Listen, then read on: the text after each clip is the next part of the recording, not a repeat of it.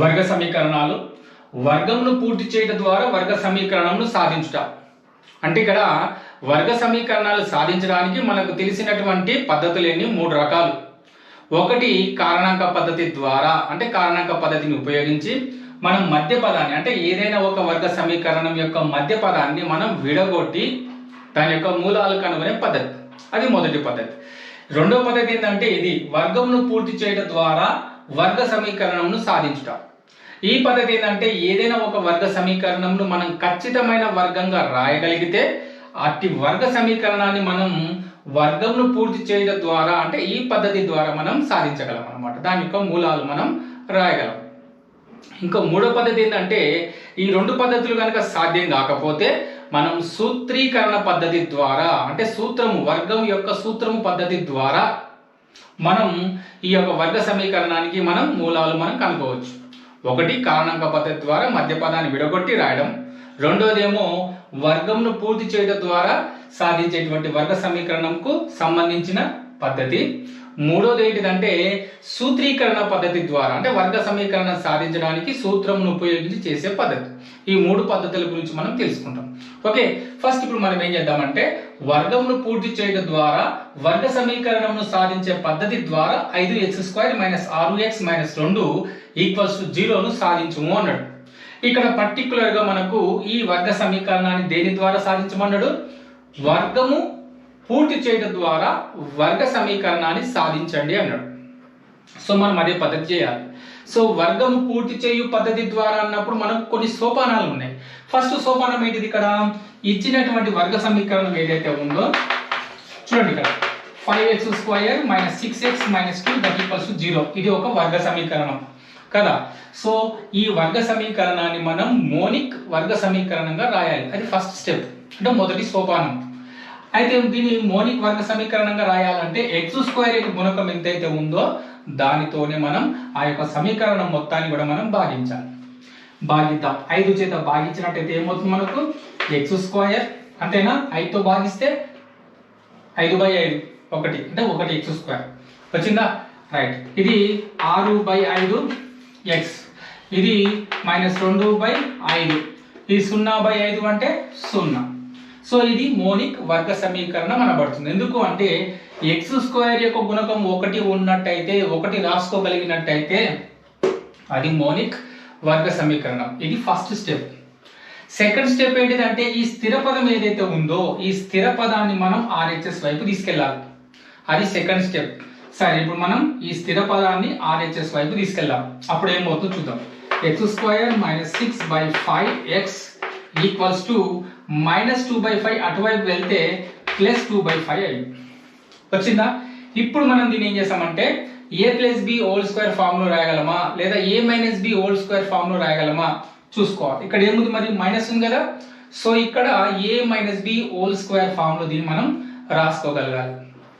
So x యొక్క గుణకం ఏదైతే ఉందో 6/5, దీన్ని ఏ విధంగా రాసుకోవాలంటే 2ab ఫామ్ లో రాయాలి మనం. సో దాన్ని 2ab ఫామ్ లో రాయాలి అంటే ఈ మొత్తాన్ని ఏ విధంగా రాయొచ్చు మనం? సింపుల్, ఏం లేదు. ఇక్కడ 6 ఉంది కదా. సో దీన్ని మనం 2 వచ్చేటట్టుగా, అంటే 2 ఒక కారణాంకంగా వచ్చేటట్టుగా మనం రాయాలి. చూద్దాం ఏ విధంగా రాయొచ్చు. 6ను 2 కారణాంకంగా ఏ విధంగా రాయొచ్చు? 2 మూల రాసుకోవచ్చు కదా. 2 మూల 6. సో 6కు కారణాంకాలు ఏంటివి? 2 × 3, 2 మూల 6. సో మనకు కావాల్సింది 2 అక్కడ ఉండాలి, అంతే. 2 రాసుకోగలిగితే లెక్క అయిపోయినట్టు దాదాపుగా. రైట్. కింద 5కు 5. ఇప్పుడు ఏమైనా మారిందా లెక్క? ఒకసారి చూడండి. 2 మూల 6కు 6 ఉంది, 5కు 5 ఉంది, xకు x రాసుకున్నాం. విలువ ఏం మారలేదు, అదే విలువ. కాకపోతే 6ను 2 × 3గా మనం రాసుకోవడం జరిగింది. = 2/5. ఇప్పుడు చూడండి, ఇక్కడ ఇది 2a, ఇది b. వచ్చిందా? ఇది 2ab, ఇది 2కు 2. సూత్రంలో ఏముంటది? a² - 2ab + b² ఉంటుంది కదా. సో ఇది 2, ఇది a, ఇది b. సో ఈ మధ్యలో ఉన్నటువంటి 3/5 ఏదైతే ఉందో దాన్ని మనం ఏం చేయాలంటే ఇరువైపులా రాసుకోవాలి. ఏ విధంగా రాసుకోవాలి? x² - 2 × 3/5x ప్లస్ పెట్టి ఈ 3/5ను వర్గం చేసి ఇరువైపులా రాయాలి. 3/5² చూడండి, ఇరువైపులా కూడిన ఇరువైపులా తీసేసినా ఎటువంటి మార్పు అనేది ఉండదు అనమాట, విలువలో ఎలాంటి మార్పు ఉండదు, చేయొచ్చు. ఇప్పుడు రండి, a² - 2ab + b² ఫార్ములాకి వచ్చింది కదా. సో మనకు కావాల్సిన సూత్రంలోకి మనం మార్చుకోగలిగినాం అనమాట. ఓకే, ఇప్పుడు మనం ఏం చేద్దామంటే ఇక్కడ x² - 2ab + b² కదా. సో దీన్ని ఏ విధంగా రాయాలి, ఫస్ట్ x రాద్దాం, మైనస్ ఉంటే మైనస్, ప్లస్ ఉంటే ప్లస్ రాయండి. మైనస్ b అంటే ఏంటి, 3/5 square a - b whole square. ఒకసారి దీన్ని ఎక్స్పాండ్ చేసి చూసుకుంటే ఇదే వస్తుంది మనకు. a² అంటే x² - 2ab అంటే 2 × 3/5 × x, 2 × 3/5 × x plus b² plus b² అంటే ఏంటి, 3² 5² వచ్చిందా. సో ఇది a - b whole square form ని ఎక్స్పాండ్ చేస్తే ఇదే ఫామ్ వస్తుంది. సో దీని నుంచి మనం a - b whole square form లోకి మార్చుకున్నాం. మరి ఇప్పుడు ఇది 2/5 కి 2/5, 3² అంటే ఎంత 9, 5² అంటే ఎంత 25. ఓకేనా. ఇప్పుడు x - 3/5 whole square as it is గా రాద్దాం, x - 3/5 హోల్ స్క్వేర్. ఇప్పుడు కింద ఇక్కడ 5 ఉంది, ఇక్కడ 25 ఉంది, కాస్త ఏమొస్తుంది మనకి 25. సో 25 కాస్త తీసుకుందాం. 5 ఎక్కంలో 25 ఎందులో పోతుంది, 5లో పోతుంది. కాబట్టి 5 × 5 = 25, 5లో పోయింది కాబట్టి ఆ 5 నువ్వు పై దాంతో గుణించాలి. 5 × 2 = 10. రైట్, 25 ఎక్కంలో 25 ఎలా పోతుంది, 1లో పోతుంది కదా. సో ఆ 1ని పై దాంతో గుణిస్తే 1 9 9 వచ్చిందా. Next x - 3/5 whole square that equals to 10 + 9 19, 19/25 వచ్చిందా. ఇప్పుడు ఇక్కడ స్క్వేర్ పోతే ఏమైతుంది, దీనికి రూట్ వస్తుంది. రైట్, రాద్దాం x - 3/5 whole square is equal to, ఈ స్క్వేర్ ని ఎప్పుడైతే తీసేస్తున్నామో దీనికి ఏమొస్తుంది, రూట్ వస్తుంది. అదే విధంగా ఇక్కడ ప్లస్ ఆర్ మైనస్ కూడా వస్తుంది అనమాట. Right, so 19/25. ఇప్పుడు మనం ఏం చేయాలి, x విలువ కనుక్కోవాలి, అంటే మూలాలు కనుక్కోవాలి కదా. సో x = ఏమవుతుందంటే ఈ -3/5 అటువైపు తీసుకెళ్దాం, +3/5 అవుతుంది. ఓకే, తర్వాత ఇక్కడ ప్లస్ ఆర్ మైనస్ √19/25 ఉంది కదా. సో ఇప్పుడు x యొక్క అంటే మూలాలు, వర్గ సమీకరణం యొక్క మూలాలు ఏ విధంగా రాయొచ్చు అంటే x విలువలు ఏ విధంగా రాస్తామంటే x = 3/5. ఒకసారి ప్లస్ పెట్టి రాయాలి, ఇంకొకసారి మైనస్ పెట్టి రాయాలి.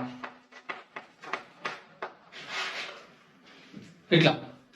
నెక్స్ట్ x = 3/5 - 19/25 వచ్చిందా.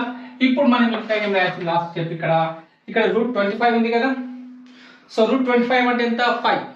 ఇది కూడా అంతే, √25 ఉంది కదా, దీన్ని మనం రాసుకుందాం. ఏ విధంగా రాద్దాం చూద్దాం. ఇక్కడ x = 3/5 ప్లస్ √19/5 వచ్చిందా. సో ఇంకొకటి ఏముంది ఇక్కడ, x = 3/5 - √19/5 ఈ విధంగా రాయొచ్చు. ఇంతవరకు రాస్తే సరిపోతుంది. లేదు ఇంకా రాయాలనుకుంటే కూడా మనం రాయొచ్చు. ఈ విధంగా రాయొచ్చు, x = కింద రెండు సేమ్ ఉన్నాయి కాబట్టి, అంటే సజాతీయ భిన్నాలు కాబట్టి 1 5 రాసేసుకొని, ఓకే, పైన ఏముంటే రాయాలి. 3 + √19 ఇది మూలం. అంటే ఈ వర్గ సమీకరణం యొక్క మూలం ఏంటిది, 3 + √19/5. ఇంకొకటి ఏంటిదంటే ఇక్కడ x = 3 - √19/5. ఇది కూడా సజాతీయ భిన్నం కాబట్టి 5 కి 5 రాసుకున్నాం, పైన ఏముంటుంది రాయాలి 3 - √19. సో మనకు కావాల్సినటువంటి మూలాలు ఇవి. x = 3 + √19/5, ఇంకొకటి x = 3 - √19/5 ఇదన్నమాట. ఓకే, నెక్స్ట్ ఉదాహరణ 7 చూద్దాం. 4x² + 3x + 5 = 0 ను వర్గమును పూర్తి చేయడం ద్వారా సాధించుము అన్నాడు. సో ఈ వర్గ సమీకరణాన్ని ఏ పద్ధతి ద్వారా చేయాలి, మనం వర్గమును పూర్తి చేయు పద్ధతి ద్వారా ఈ వర్గ సమీకరణానికి మనం మూలాలు కనుక్కునే ప్రయత్నం చేయాలి. ఓకే, రైట్, ఫస్ట్ ఆ వర్గ సమీకరణాన్ని రాద్దాం. 4x² + 3x + 5 = 0. ఫస్ట్ స్టెప్ ఏంటిదంటే ఇచ్చినటువంటి వర్గ సమీకరణము మోనిక్ వర్గ సమీకరణంగా రాసుకోవాలి. మరి ఇది మోనిక్ వర్గ సమీకరణమా, కాదు. ఎందుకంటే x² యొక్క గుణకం 1గా ఉండాలి. సో ఇది 1గా ఉండాలంటే మనం ఇప్పుడు దేంతో భాగించాలి, మనం x² యొక్క గుణకం ఎంత అయితే ఉందో దానితోనే భాగించాలి.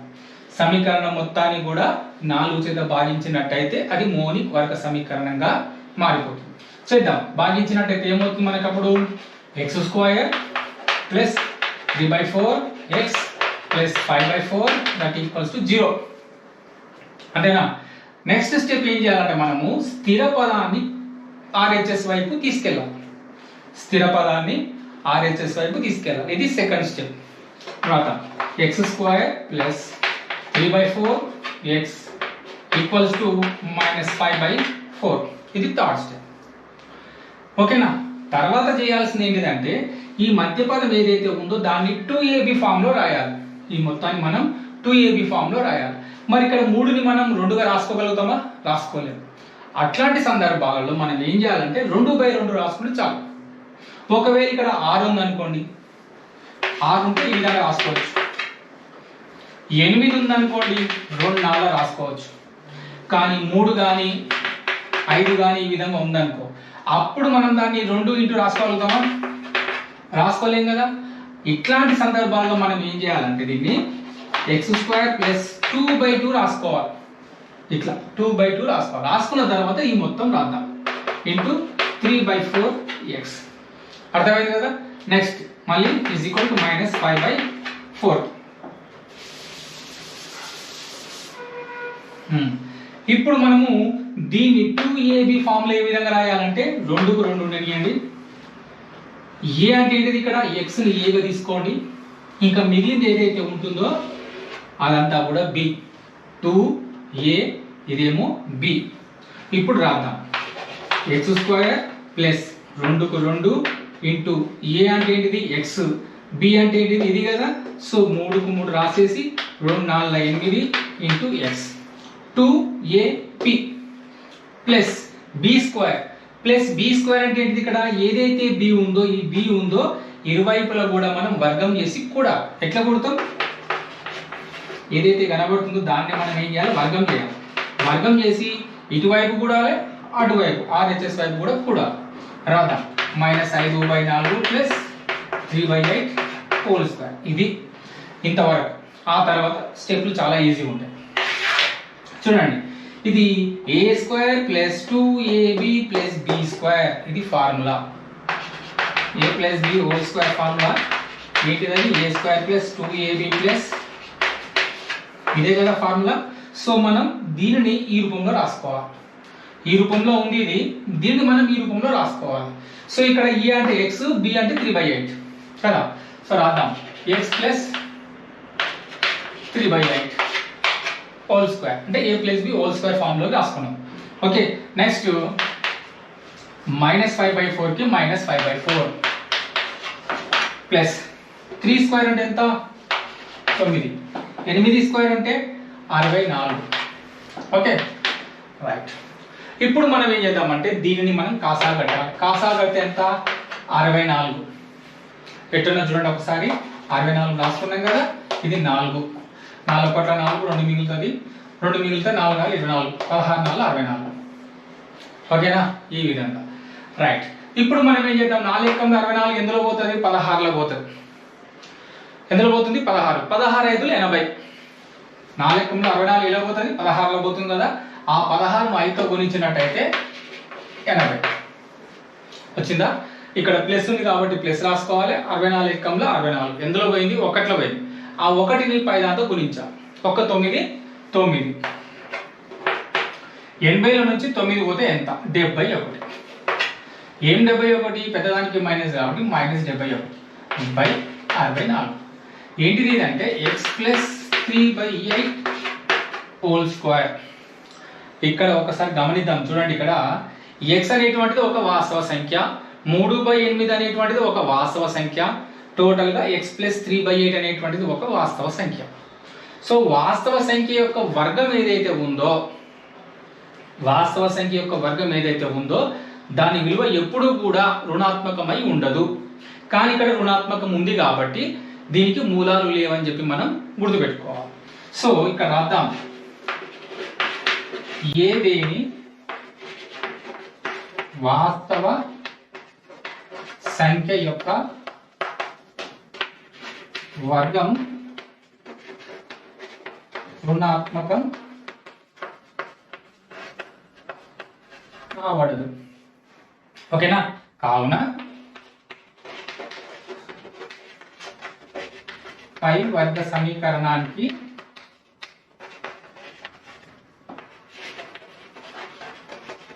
మూలాలు లేవు. ఎందుకో తెలుసా? -71/64 అనేటువంటిది రుణాత్మకం కాబట్టి, అంటే అది <0 ఉంది కాబట్టి దానికి మూలాలు లేవు. దేనికి మూలాలు లేవు?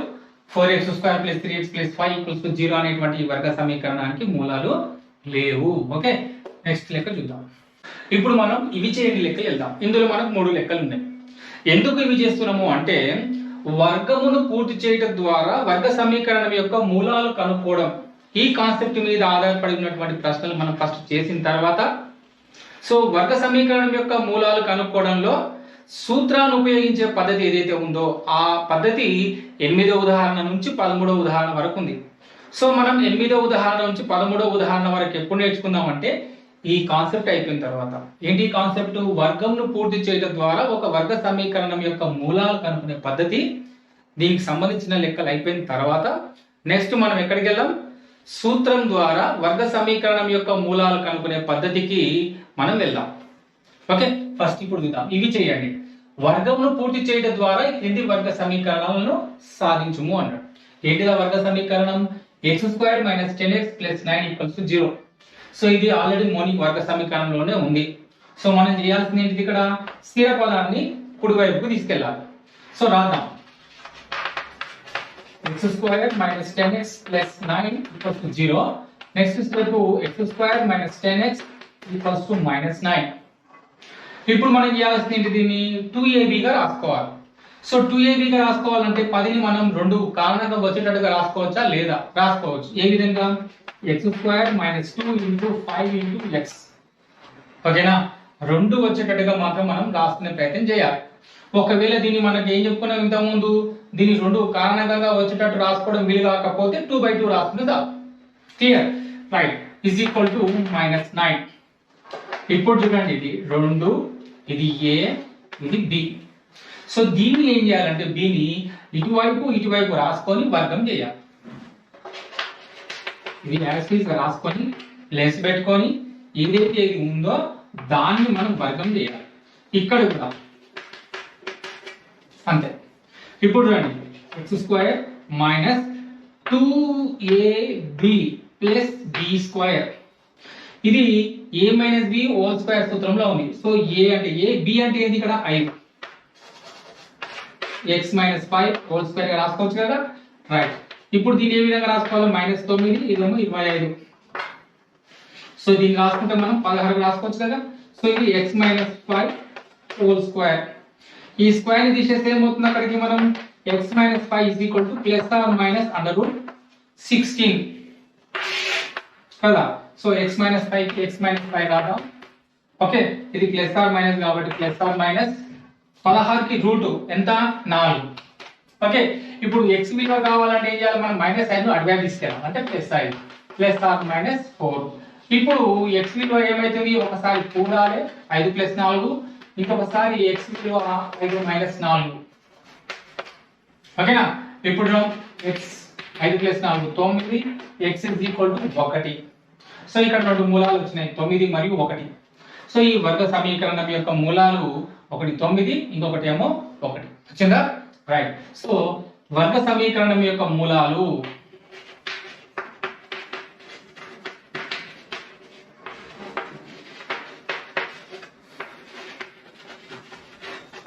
తొమ్మిది మరియు 1. ఇందులో రెండోది x² - 5x + 5 = 0. ఇది ఆల్రెడీ మోనిక్ వర్గ సమీకరణమే కదా. సో మనం స్టార్ట్ చేద్దాం. x² - 5x + 5 = 0.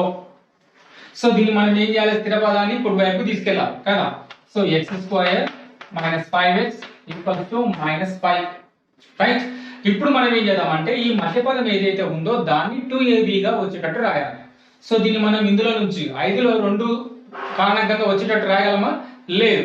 కాబట్టి దీన్ని మనం ఏం చేద్దామంటే x² - 2/2 గా రాసుకుంటే చాలు. ఓకే, ఎప్పుడైతే దీన్ని మనం 2 కారణంగా వచ్చేటట్టు రాసుకోలేమో అప్పుడు 2/2 రాసుకోండి. రాసుకొని ఇది యాజ్ ఇట్ ఈస్ గా రాయాలి.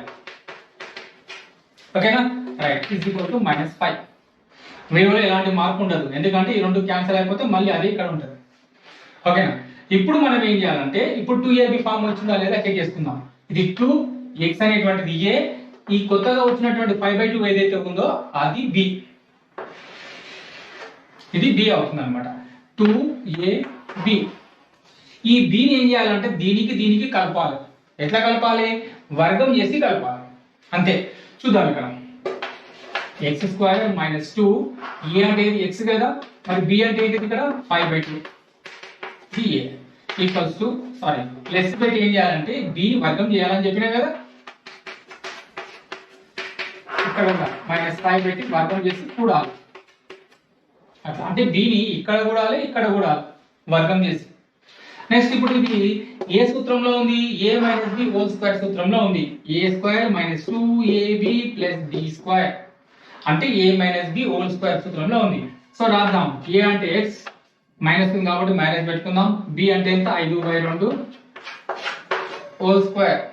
సో ఇది ఏంటిది అక్కడ -5 ప్లస్ 5² అంటే ఎంత? 25, 2² అంటే 4. రాద్దాం.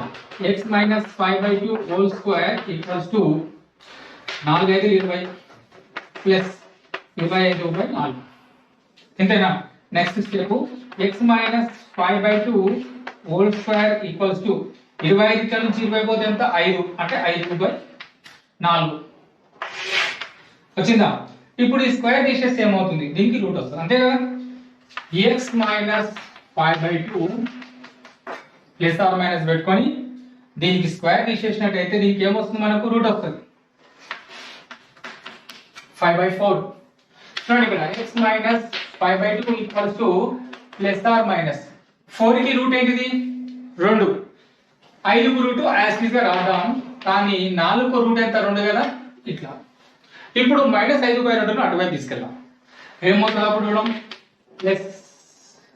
+5/2 ప్లస్ ఆర్ మైనస్ √5/2 అంతే కదా. -5/2 అటువైపు వస్తే +5/2 ప్లస్ ఆర్ మైనస్ కు ప్లస్ ఆర్ మైనస్ √5 కు √5 2కు 2. ఇప్పుడు కింద మనం ఏం చేద్దామంటే కింద రెండు సేమ్ ఉన్నాయి. సో అలాంటప్పుడు మనం ఏం చేయొచ్చు? సజాతీయ భిన్నాలు 5 ప్లస్ √5/2 రాసుకోవచ్చు కదా. ఇంకొకసారి మైనస్ పెట్టి రాయాలి. 5 మైనస్ √5/2. సో x కు 2 మూలాలు వచ్చినాయి. ఒకటి 5 ప్లస్ √5/2, ఇంకొకటి 5 మైనస్ √5/2. ఇది ఈ వర్గ సమీకరణం యొక్క మూలాలు. మూడవది x² + 7x - 6 = 0. ఈ లెక్క కూడా ఇంతకుముందు చేసిన లెక్కలాగానే ఉంటుంది, డౌట్ పడే ముచ్చటే లేదు. చూద్దాం. x² + 7x - 6 = 0. ఏం చేయాలి మనం?